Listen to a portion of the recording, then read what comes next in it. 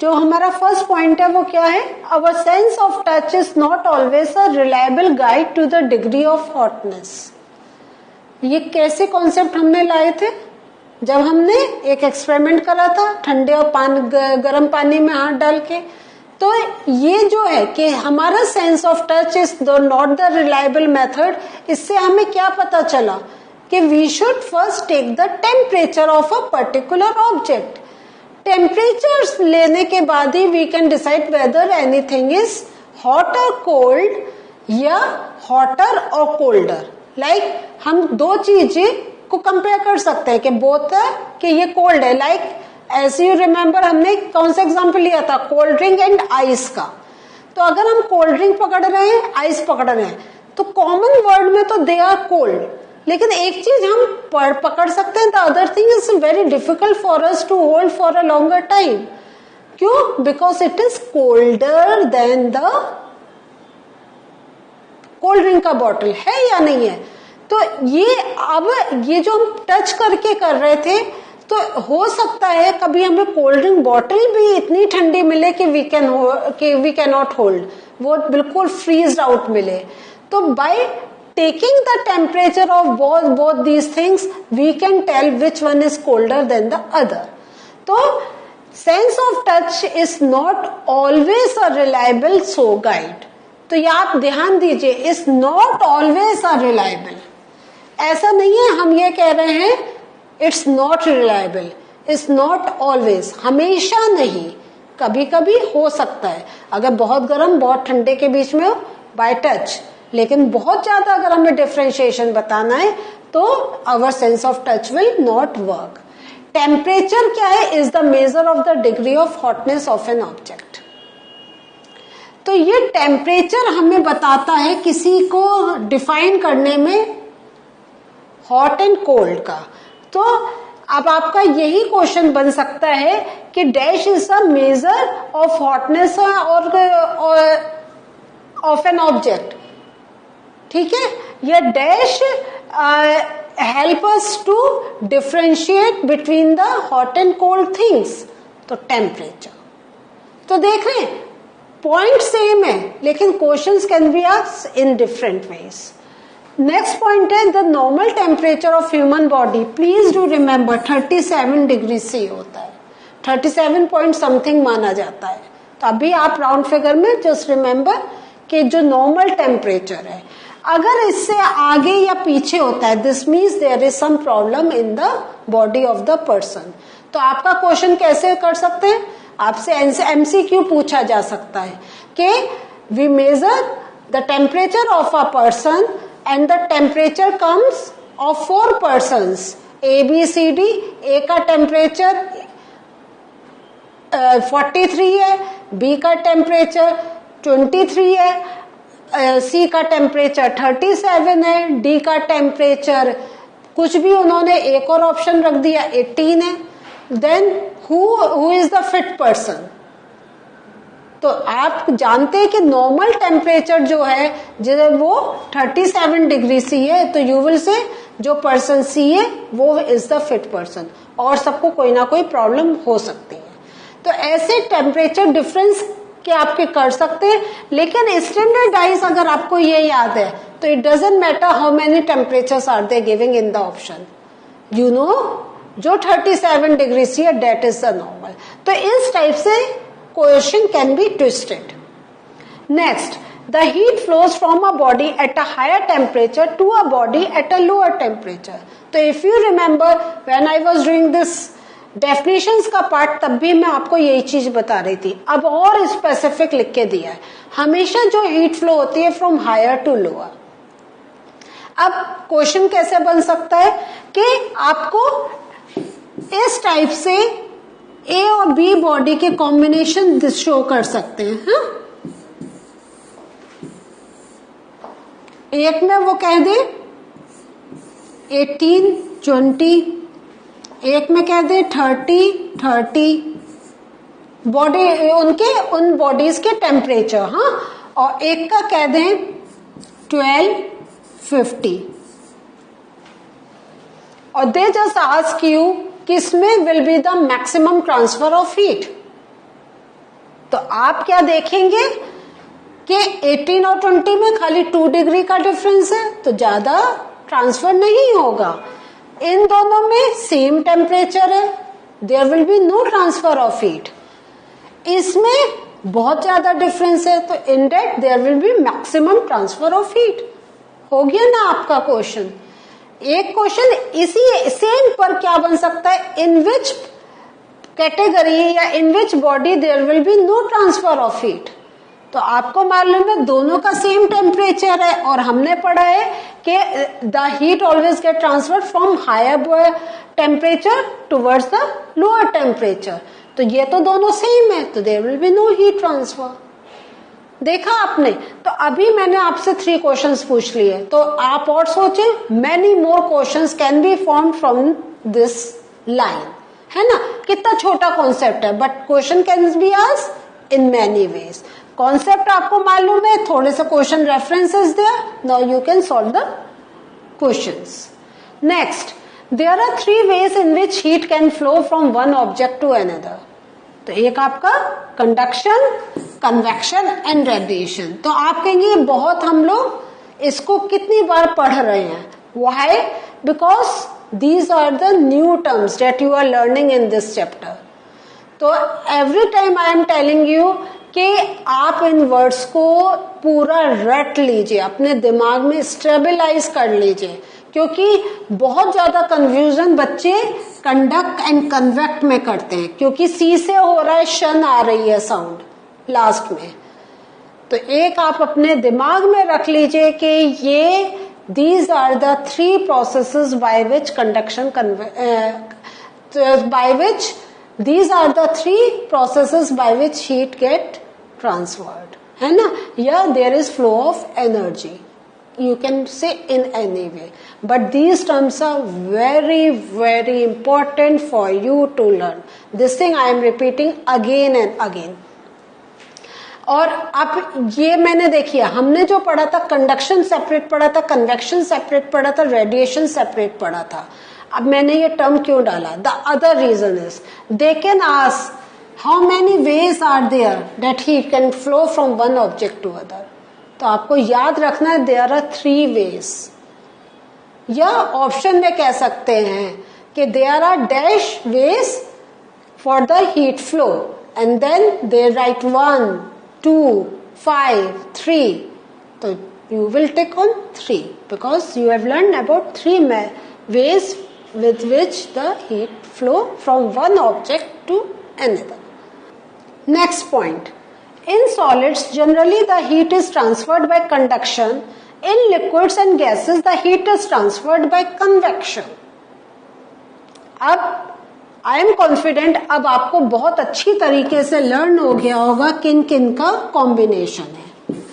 ये एक मेथड है and this one is the other method.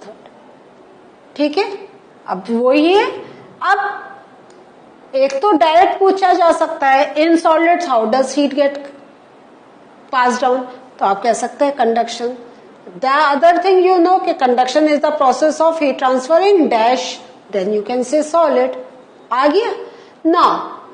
थोड़े से और डिफरेंट क्वेश्चंस कैसे बनेंगे, they can just give you some example like hammer,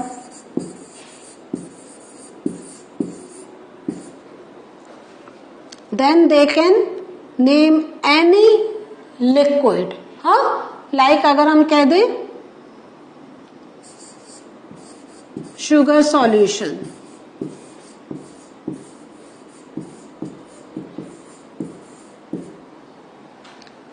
then they can say कि in a container there is oxygen gas.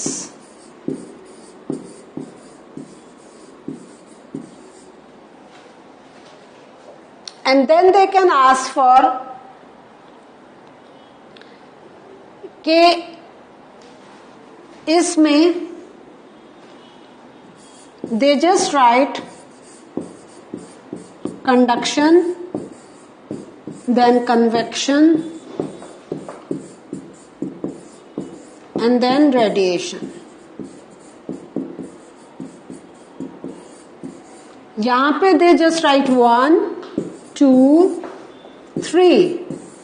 Here they write A, B, C. And then they ask you to match. कुछ भी और नहीं दे रखा है. तो आप जानते हैं हैमर है, कैसे होगा? कंडक्शन से होगा. तो you will match A with number 1. Sugar solution है, ऑक्सीजन गैस है, एक वाटर है, एक एयर है ना? Liquid and air, convection. Radiation का किसी के साथ मैच नहीं. क्यों यहाँ पे रेडिएशन दिया? क्योंकि यहाँ पे 3 हैमर में, यहाँ पे उन्होंने एक ऑप्शन दे दिया. तो इस वे में यू विल से कि इस टाइप से you can do the matching. तो this is one way to ask for the question. दूसरा एक आपका क्या पूछ सकते हैं, आपको ऐसे एग्जाम्पल्स दे दिए and then they ask which is the best method for of heat transfer in category 2. तो आपको ये वाले ऑप्शंस नहीं दे रखे होंगे, ये उन्होंने नहीं दे रखे होंगे. They will just ask for कि अब आप बताएं. तो you have to give the answer on your own के convection will be the best process for the heat transfer. ठीक है.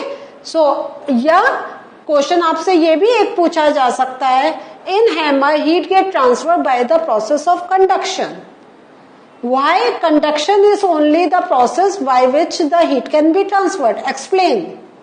तो आपको सिंपल क्या लिखना होगा, because hammer is solid and in solids heat get transferred only by the process of conduction.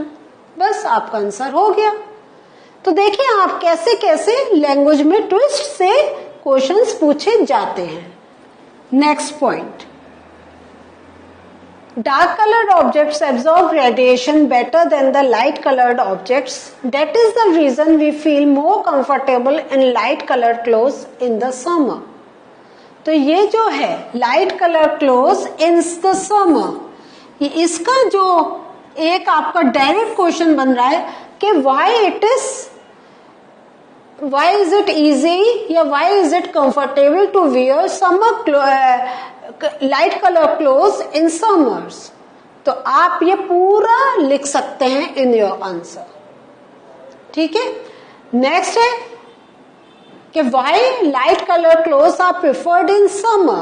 Then you can say because जो light color objects है they absorb less radiation, less heat. और इसी का अभी जो हम नेक्स्ट पॉइंट कर रहे हैं, फिर और क्वेश्चंस को डिस्कस करेंगे. Woolen clothes keep us warm during winter. It is so because wool is a poor conductor of heat. ध्यान दीजिए, wool क्या है? Poor conductor of heat. And it has air trapped in between the fibers. So आपसे अगर पूछा जाए light colour clothes के बारे में या डार्क कलर क्लोथ्स के बारे में, तो इन्हीं के जो आपको सामने इतना मैंने I have written in detail, you can use those lines to write down the answer. और वही डार्क कलर क्लोथ हो या वुलन क्लोथ हो, reason will go almost the same. लेकिन वुलन क्लोथ्स में आपको ये ध्यान रखना है कि you have to write this line के वूल जो है it is a poor conductor of heat. तो अगर आपको याद होगा व्हेन आई एक्सप्लेन्ड इट, तो उसमें मैंने पूरा आपको लिख के दिखाया था कि poor conductor of heat means जो हमारी अंदर की एयर है, it doesn't allow, the wool doesn't allow that heat to pass away from the body, it is retained in the body.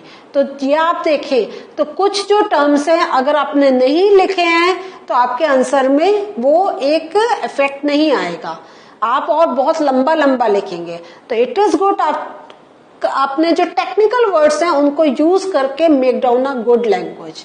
तो wool is a poor conductor of heat. तो जैसे ही आपने कहा पुअर कंडक्टर ऑफ हीट, हमें जो पढ़ रहा है टीचर उसको समझ में आ जाएगा व्हाट यू वांट टू से. This means you understand conduction and non conduction. Conduction निकाल देना, नॉन मीन्स अंदर रोक कर रखना.